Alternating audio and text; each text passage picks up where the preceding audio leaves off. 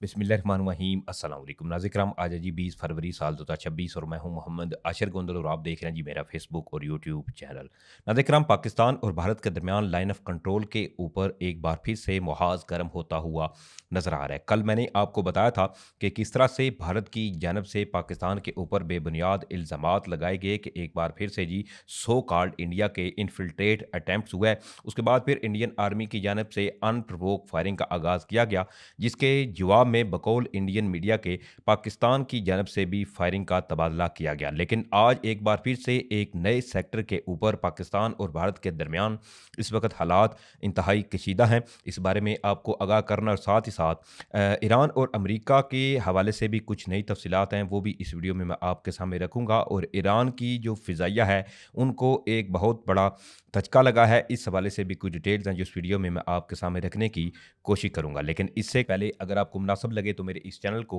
Subscribe करें, साथ में जो बेल नोटिफिकेशन है इसको लाजमी ऑन कर लीजिएगा ताकि नई आने वाली वीडियोस का नोटिफिकेशन आपको टाइम पे मिलता रहे। वीडियो अच्छी लगे तो वीडियो को लाइक शेयर करना जो है वो मत भूलिएगा। नाज़रीन कराम, भारत की जानब से मुसलसल पाकिस्तान के साथ एक नया महाज खोलने की जो तैयारियां हैं वो होती हुई नज़र आ रही हैं, क्योंकि कल उधमपुर इसके अलावा जम्मू कश्मीर के कई एक इलाकों के अंदर इंडियन ज़राए जो थे इन्होंने ये रिपोर्ट किया कि हैवी जो एरियल एक्टिविटी थी इंडियन फ़िज़ाइया की वो रिपोर्ट की गई। लेकिन आज ही इस हवाले से ये इतलाआत मौसूल हो रही हैं कि एक बार फिर से इंडिया की जानब से पाकिस्तान के ऊपर अनप्रोवोक जो फायरिंग है इसका आगाज़ किया गया, और जिसके जवाब में पाकिस्तानी फोर्सेस की जानब से भी मौसर और जवाबी कार्रवाई की गई। अब इसके हवाले से मुसलसल पहले तो इंडियन मीडिया जो था इन्होंने इस पर खबरें चलाई और इतलाआत ये मौसूल हुई, जैसा कि ये खबर है द इंडियन टाइम्स की। अब इंडियन टाइम्स ये दावा कर रहा है कि कुपवाड़ा में जी सीज फायर वायलेशन हुआ है इन नौगम सेक्टर में, यानी बकौल इंडिया के सो कॉल्ड जी पाकिस्तान की जानब से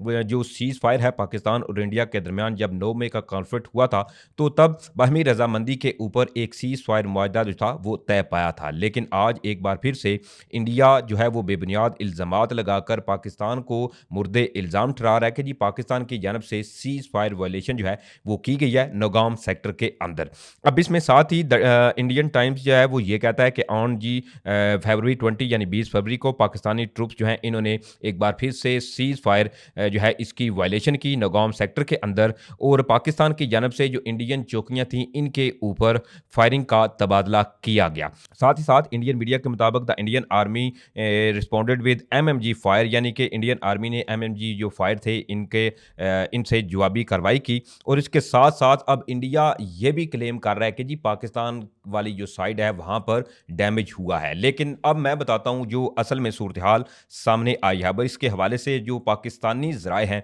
वो ये रिपोर्ट कर रहे हैं कि क्लैशेस जो हैं वो पाकिस्तान और इंडिया के दरमियान इरप्ट हुए हैं line of control Naugam sector के ऊपर। और इसके साथ साथ ये इतलाआत भी मौसूल हो रही हैं कि एक जो इंडियन सोल्जर्स है पाकिस्तान की भारी और मौसर जवाबी कार्रवाई के नतीजे में इंडियन जो फौजी हैं इनके भारी नुकसान होने की इतलाआत मौसूल हुई हैं। और इसके साथ साथ एक जो इंडियन सोल्जर है इसके जख्मी होने की इतलाआत भी मौसूल हुई हैं। अब नाज़रीन कराम, ये कोई पहली बार नहीं जब भारत की जानब से पाकिस्तान के ऊपर जी सीज फायर की वायलेशन हो, इसके अलावा या पाकिस्तान के ऊपर सो कॉल्ड इंडिया के जी मिलिटेंट्स की बेबुनियाद इल्ज़ामात लगाकर पाकिस्तान पर चढ़ाई करने की कोशिश हो। अब इंडिया जो है वो एक बार फिर से पाकिस्तान के साथ मुहाज गर्म करता हुआ नज़र आ रहा है। दूसरी तरफ अगर हम देखें मगरबी जो बॉर्डर है वहाँ पर भी सूरत हाल इस वक्त इंतहाई जो है वो खतरनाक रुख इख्तियार करती हुई नज़र आ रही है। आज मुसलसल अफगानिस्तान से ये खबरें रिपोर्ट हुई कि जी अफगानिस्तान के अंदर मुख्तलिफ जो अननाउन ड्रोन हैं इनकी परवाज़ें नोट की गई। और इसके हवाले से अफगान मीडिया इसके अलावा अफगान ज़राए जो थे इन्होंने इस हवाले से ये रिपोर्ट भी किया कि काबुल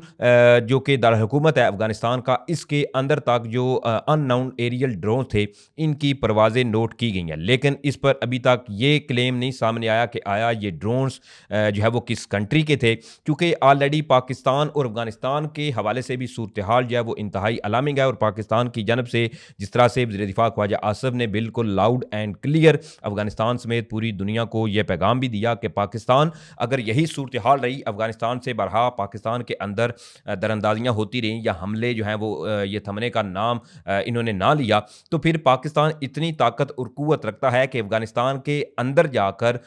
जहाँ जहाँ पर भी ये मिलिटेंट्स की हाइड आउट्स हैं इनको पाकिस्तान ईजिली हिट जो है वो कर सकता है। और इसमें पाकिस्तान किसी किस्म की की हिचकिचाहट जो है वो महसूस नहीं करेगा। अब इसमें इस चीज़ को समझिए कि भारत जो है वो अफ़गानिस्तान के ज़रिए भी पाकिस्तान के साथ एक जंग जो है वो मुसल्लत करना चाहता है, तो वहीं लाइन ऑफ कंट्रोल के ऊपर पाकिस्तान को उलझाकर कोई एक बड़ा सानिया जो है वो बर्पा करने की मुसलसल कोशिशें भारत की जानब से की जा रही हैं। अब क्योंकि भारत 9 मई के कॉन्फ्लिक्ट के बाद जो सूरत-ए-हाल मोदी हुकूमत या भारतीय अफ़वाज, इसके अलावा भारतीय फ़िज़ाइया के लिए बनी सूरत-ए-हाल इस वक़्त ये है कि भारत कोई ना कोई एक ऐसे मौके की तलाश में है कि उन्हें कोई एक ऐसा मौका मिले जिससे वो पाकिस्तान के ऊपर वार करें और फिर पूरी दुनिया के सामने ये चिल्ला-चिल्ला कर बता सकें कि वो देखिए जी हमने ये कर दिया है या वो कर दिया है। बहरहाल इस अल्लाह ताला ने चाहा तो ऐसी इंशाअल्लाह कोई सूरत-ए-हाल जो है वो पैदा नहीं होगी और अल्लाह ताला के फ़ज़ल व करम से अगर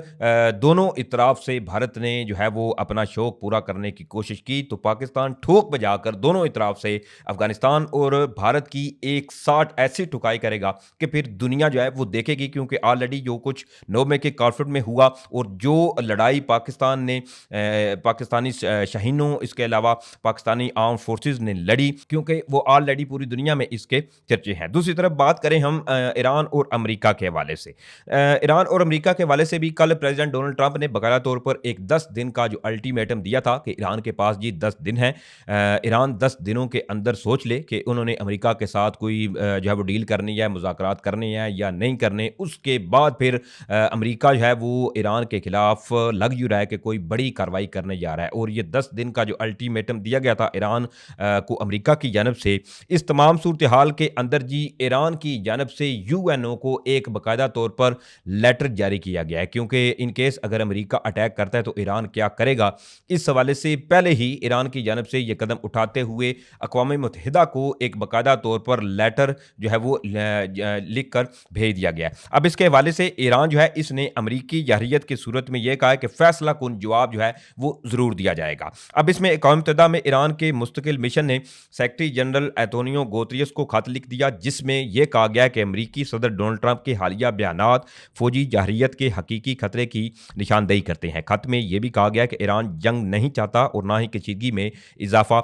मकसद है, ताहम अगर हमला किया गया तो अपने दिफा में भरपूर और फैसला कुन कार्रवाई करेंगे। ईरान ने मजीद इस खत में यह भी कहा कि किसी भी फौजी कार्रवाई की सूरत में खिते में मौजूद मुखालिफ कुव्वतों के फौजी अड्डों, तनसीबात और दीगर जो असासे हैं इनको जायज़ हदफ तस्वर किया जाएगा और ईरान इनके ऊपर अटैक करेगा। अब इसके साथ साथ ईरानी मिशन ने अपने खत में अमरीकी सदर की सोशल मीडिया पोस्ट का हवाला भी दिया, जिसमें इन्होंने ये कहा था कि अगर ईरान ने मुआहदा ना किया तो अमरीका को डेगो गार्सिया और फेयरफोर्ड की एयरफील्ड इस्तेमाल करना जो है वो पड़ सकते हैं, ताकि मुमकिन खतरे को ख़त्म किया जा सके। ईरान ने अक़वाम मुत्तहिदा से मुतालबा ये भी किया है कि वो मौजूदा सूरत-ए-हाल का नोटिस ले और खिते में बढ़ती हुई कशीदगी को कम करने के लिए अपना किरदार अदा करे। यानी कि ईरान ने बिल्कुल ये वाज़ेह कर दिया है कि इन केस अगर अमेरिका की जानब से कोई भी जारहियत की गई या हमला किया गया तो इसका ना सिर्फ ईरान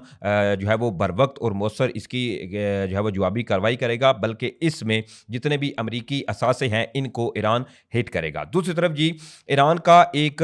त्यारा बताया जा रहा है जो कि हादसे का शिकार हुआ है। अब इसके हवाले से इतलाआत जो है वो ये मसूल हो रही हैं। एक तो जी हमेदान जो प्रोविंस है ईरान का, वहाँ पर एक ईरान का एक फैंटम जो एक ट्रेनी त्यारा है, इसके हवाले से इतलाआत ये मसूल हुई कि ये हादसाती तौर पर क्रैश कर गया। अब इसके हवाले से इतलाआत ये मसूल हो रही हैं कि ईरानियन मिलिट्री का एक ट्रेनी एयरक्राफ्ट था जो कि एक्सरसाइज के दौरान हमेदान जो प्रोविंस है ईरान का, वहाँ पर ये क्रैश कर गया, जिसके नतीजे में एक जो पायलट था इसके अंदर वो जाँ बहक हुआ, जबकि दूसरा जो था इसके ज़ख्मी होने की इतलाआत भी मसूल हुई हैं। और इसके हवाले से अथॉरिटीज़ जो हैं उन्होंने भी इस चीज़ को कन्फर्म किया है कि हमदान के करीब जो ईरानियन एयरफोर्स है इनका एक तरबीती त्यारा जो है वो एक्सरसाइज के दौरान इसमें कोई टेक्निकल फॉल्ट आया जिसके बायस ये त्यारा क्रैश हुआ और जिसमें 2 पायलट बेसिकली बैठे हुए थे। एक पायलट जो है वो इसी हादसे का शिकार हुआ और